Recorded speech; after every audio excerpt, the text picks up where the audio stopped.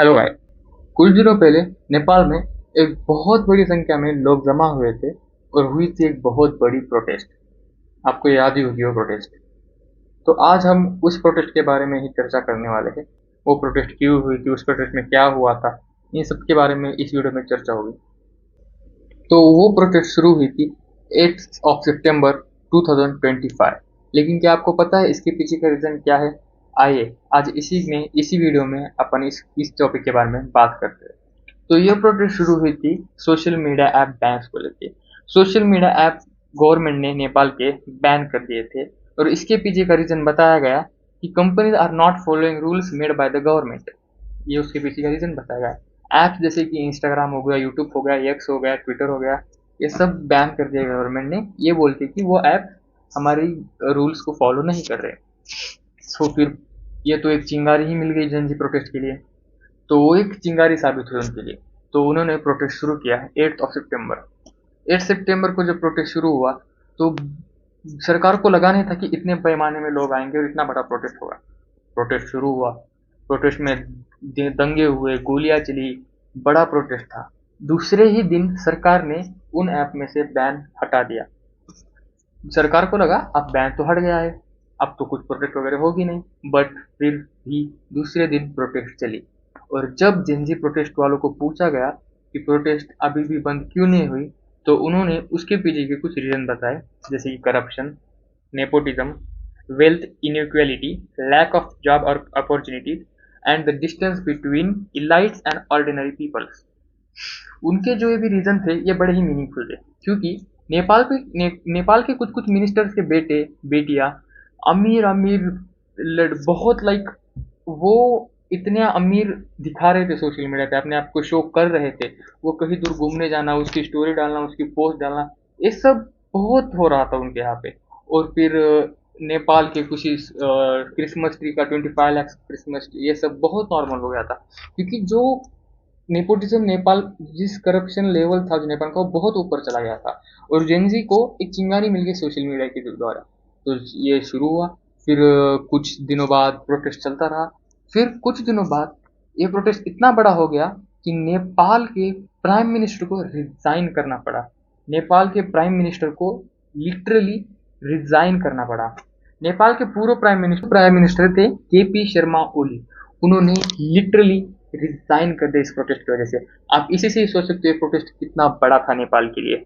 और फिर वो प्रोटेस्ट बढ़ता गया। उस प्रोटेस्ट में एक एक दिन तो काठमांडू में finance minister mister Vishnu Paudel को मारा गया लात बुक्के से। वो रास्ते पे मिल गए थे तो उन्हें भी मारा गया। पार्लियामेंट जलाया गया। ये प्रोटेस्ट इतना लेवल पे बढ़ गया था कि इसको अब रोकने का बहुत मुश्किल हो गया था सरकार के लिए। प्राइम मिनिस्टर ने रिजाइन कर दिया था। नेपाल डूबता रहा था। नेपाल के पार्लियामेंट जला दिए गए, नेपाल के बड़े बड़े लोगों के घर जला दिए। सब ये प्रोटेस्ट इतना बड़ा हो गया कि बड़े बड़े देश इसके बारे में बात करने लग गए। ये प्रोटेस्ट 8 सितंबर 2025 को काठमांडू और कोई कोई बड़े सिटीज में बड़े पैमाने पे प्रोटेस्ट शुरू हुई। उसमें यूथ और पुलिस एडमिनिस्ट्रेशन में क्लैशेस हुए। The speed of protest got intense and things started getting out of hand, and the parliament building को भी जला दिया गया। Former Chief Justice is appointed as interim Prime Minister. Parliament is dissolved. Early elections are scheduled for 5th March 2026. तो फिर interim prime minister मतलब कुछ समय का टेम्पररी प्राइम मिनिस्टर आप कह सकते हो इस चीज को। लेकिन इसकी बड़ी कीमत चुकानी पड़ी। Almost more than 70 people died and thousands of people are injured. कई सरकारी बिल्डिंग जला दी गई। And the interesting thing in all this was many digital tools were used to chat, arguments and make ideas. और यहाँ तक बात पहुंच गई कि ऑनलाइन पोल्स होने लग गए इंटर्म प्राइम मिनिस्टर कौन हुआ। सोच सकते हो डिजिटली क्या कितना इन्होंने फायदा उठाया। लेकिन पोल्स प्राइम मिनिस्टर के लिए ऑनलाइन पोल्स हो रहे हैं। ये यहाँ तक लेवल पहुंच गया था इस प्रोटेस्ट का। This protest is done without any leader. वहां का कोई लीडर नहीं था, बस कुछ कुछ ग्रुप्स थे उसके, जैसे कि हामी नेपाल ग्रुप्स ने चलाया, इन जैसे ग्रुप्स ने चलाया।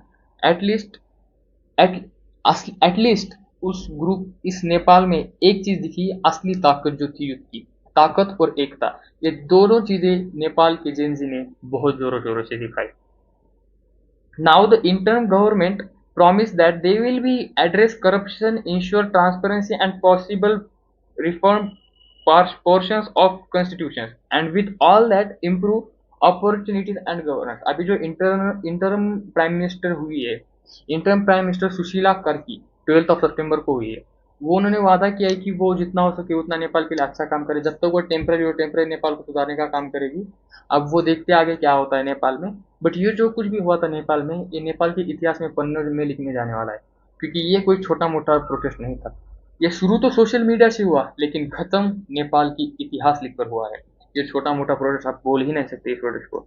This protest was not against the social media, ये नेपाल की जेनजीज की आवाज़ थी जो एक बेटर फ्यूचर की तरफ जा रही थी, और उन्हें एक अच्छी राजनीति और अच्छी गवर्नमेंट चाहिए थी, और उन्होंने वो करके दिखाया। उन्होंने प्रोटेस्ट की, उन्होंने खुद के हक के लिए लड़ाई की, और वो बिना डरे आज नेपाल में बेटर कल के लिए लड़ रहे थे। और I am proud of you, I am proud of Nepal youth, and हमें प्राउड रहना भी चाहिए, क्योंकि उन्होंने अच्छा काम किया है।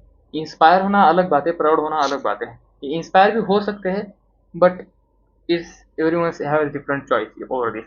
क्या आपको लगता है नेपाल ने ये सब किया वो सही किया या फिर गलत किया? और क्या आपको लगता है ये जो नेपाल ने किया है ये इंडिया को करने की ज़रूरत है? प्लीज़ कमेंट्स में मुझे बताइए। अब मैं तो इस पे ओपिनियन दे नहीं पाऊंगा, क्योंकि I am confuse over this. You can tell me in the comments what your thoughts on this. Thank you. Jai Hind.